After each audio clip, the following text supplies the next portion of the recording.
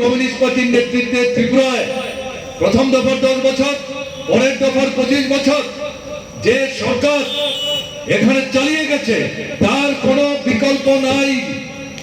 এর বিকল্প দাঁড়াবার মতো কোনো শক্তি ত্রিপুরায় নাই।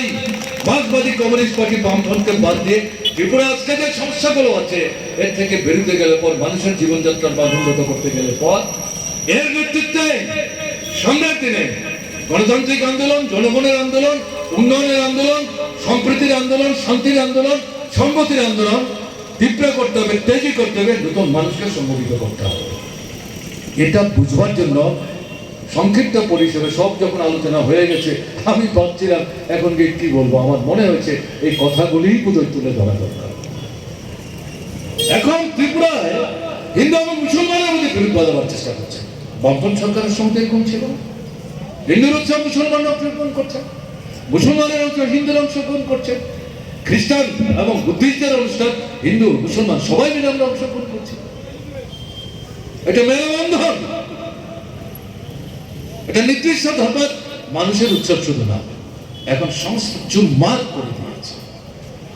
এখন কি হচ্ছে?